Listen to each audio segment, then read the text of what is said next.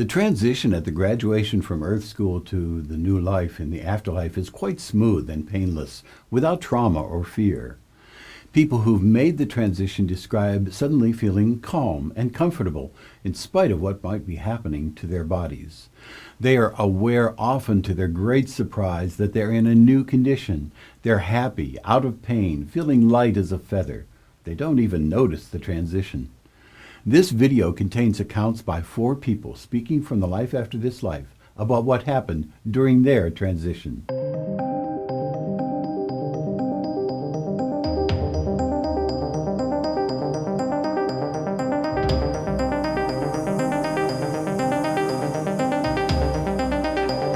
Dr. R. Craig Hogan, president of the Afterlife Research and Education Institute and Seek Reality Online. One of the common occurrences during the transition to the afterlife is that the person is suddenly hovering over their lifeless body or standing next to it. But they're very much alive. One example is from the archives of the direct voice medium Leslie Flint.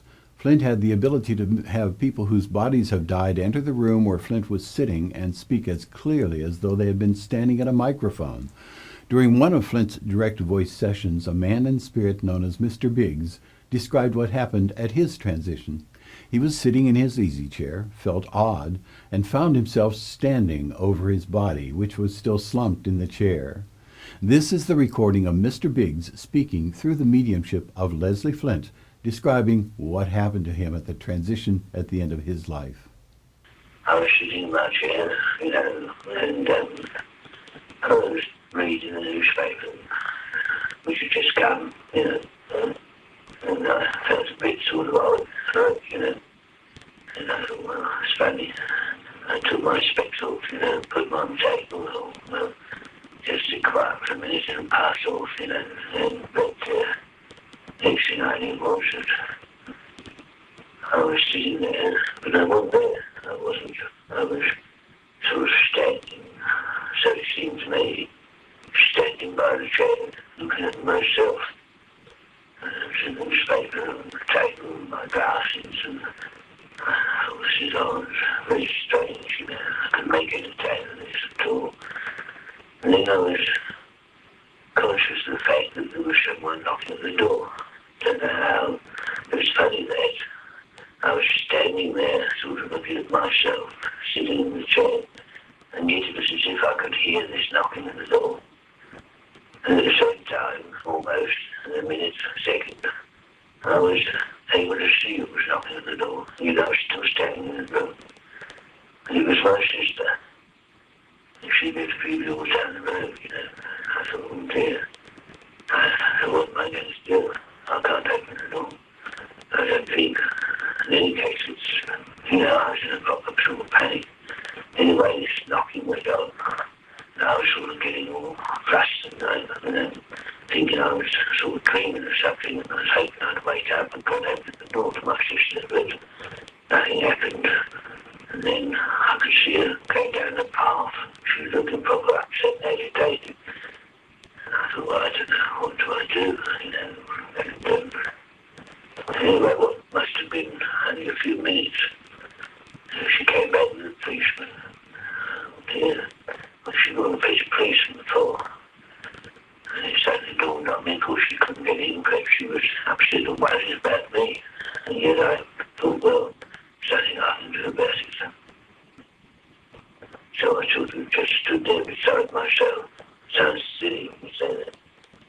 I thought, well, no, she comes in and sees me stumped in that chair like that, she'll get probably quite afraid. I was trying to wake myself up, you see, so I shook myself like mad, you see. Nothing happened, and I could see I was in a proper state, I thought, well, what am I going to do? This must be killed you. Anyway, eventually, the policeman got into the window, and he came into the room, and I recognised him. I'd seen him many a time on the beach. It was quite a time before I could understand what was going on. Anyway, he shook me. I thought I was asleep, he's absolutely nothing. And he happened, and he realised I was dead, and he opened the door, of course. And my sister came in, she was in a proper state, I tell you. Of course, that's all I had then, because my sister at that time married. And anyway, a breakfast doctor, of course. Old Dr. Foskett, he came, he was no bloody good anyway. I mean, he couldn't do anything for me. I mean, it was obviously, I realised myself that I'd had it. And I was trying to sort of calm down my sister. She didn't take notice to me. I went and stood and took her, sort of put my hand on her shoulder and tried to tell her I was all right. It was not me that was there. I was standing beside him. She probably didn't seem to cotton on at all the fact that it was me at all. And she just sat there and proper state she was in. Anyway, and then the doctor, he went, and then they came and they took my body away, you see, stumped it down like an old sack of potatoes, and I thought, well, I'm not going after that, I'm going to stay here in my home, I might as well sit down in my chair, that's empty. So I sat down there and tried to think it all out. Anyway, my sister, by this time, she'd gone off. I was going in the house again. In another example of what happened during the transition into the next life, Monsignor Robert Hugh Benson, who transitioned into the life after this life in 1914, spoke clairaudiently through medium Anthony Borgia, describing seeing his body as he made the transition from it. He was lying in bed near the time for his transition. This is the account of what happened then while he was still lying in his bed, from the book Life in the World Unseen. A narrator speaks the words. I suddenly felt a great urge to rise up. I had no physical feeling whatever, very much in the same way that physical feeling is absent during a dream. But I was mentally alert, however much my body seemed to contradict such a condition. Immediately I had this distinct prompting to rise. I found that I was actually doing so. I then discovered that those around my bed did not seem to perceive what I was doing, since they made no effort to come to my assistance, nor did they try in any way to hinder me. Turning, I then beheld what had taken place. I saw my physical body lying lifeless upon its bed.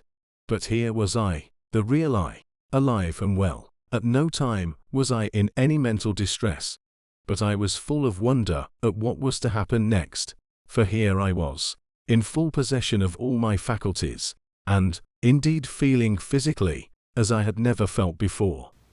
The experiences when a person's body dies suddenly are different from those of someone who's been ill for a while.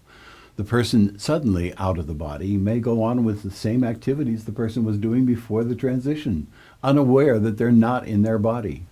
A World War I soldier named Alf Pritchett, speaking in a Leslie Flint session, described himself running toward the enemy on the battlefield, but noticing that the enemy was running past him as though they couldn't see him.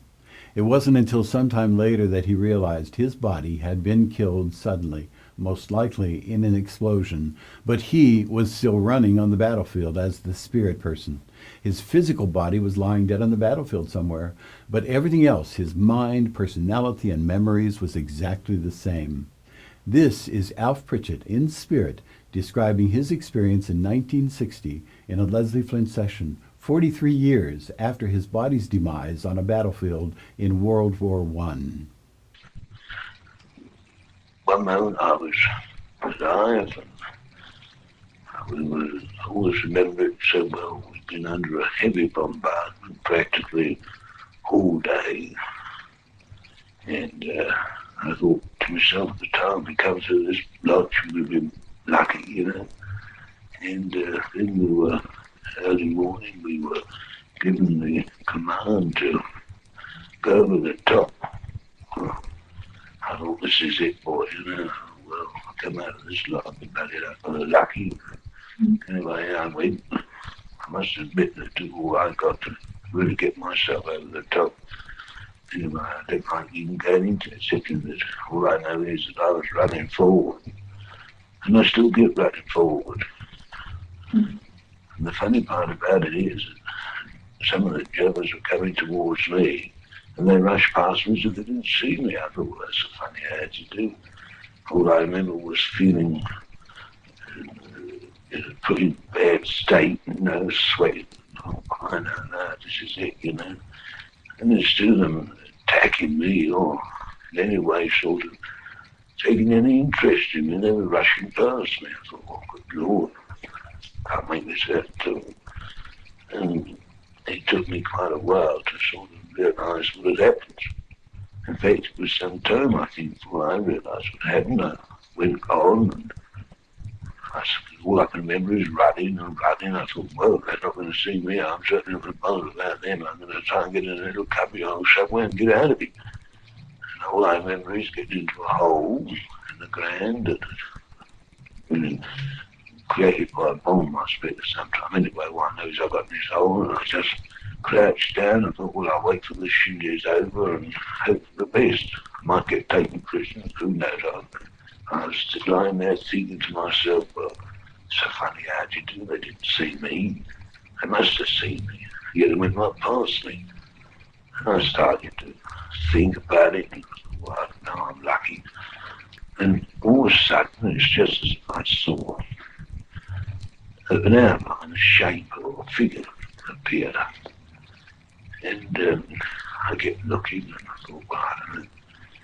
I wasn't sure whether it was human or what it was. It was an outline of a being, and it was full of luminosity, and gradually it seemed to take shape, and I was in absolute sweat, because eventually I could see that it was an old friend of mine who I knew had been killed some months before, named Smart, Billy Smart we used to call him, old Bill. And he was looking at me, and I was looking at him, and it was, I don't know how to explain this, it was as if somehow there was a sort of merging, I suppose, of something in some way or other of him and me. Most peculiar, I can't explain this. Anyway, I went towards him as if I was being like a magnet drawn to him. And as I got closer, I could see that he was, oh, I don't know, full of vitality, full of life, wonderful sort of colour in his face. And then all of a sudden, as I got near to him, it dawned on me that he was dead. The funny thing was, when I first saw him, I didn't think of him being dead, although I must have remembered and realising the way he had been killed some months before. Anyway, he was talking away to me. He says, Bush, he says, you know what's happened to you? So I says, what's happened to me? I says, all I know is what's happened and what ain't happened. I'm having a good time here. It's better than being down there in that lot. I should be sure to wake up. He says, don't worry. He says, you ain't going to wake up. I says, what do you mean you ain't going to wake up? So he says, you've had it, chap. I says, what do you mean had it? He says, you're dead. I said, don't be silly. I'm not dead. I'm here. I can see what's going on around me. I can see you. But I said, I know that you died some months ago. You've got a packet, but how is it that, I don't know, I said you may be dead, but I'm dreaming. He says, no, you ain't. He says, you work out dead. He says, you've got a packet in that charge. I said, how get away? How can I have had? I wouldn't be here like this, would I? He says, that's just it. He says, you're dead. People who transition from this life into the afterlife because of a horrendous accident are spared the pain of the trauma that results in their transition, although they may experience the fear and trauma leading up to the accident. But they describe being taken out just before the actual trauma. A man communicating through South African trance medium Nina Merrington explained that he was spared the pain of a fatal automobile accident and actually observed the event from outside of it. Mike Swain, who died in an auto accident, told his father Jasper Swain, a Pietermaritzburg, South Africa lawyer, that he left his body an instant before the cars actually impacted.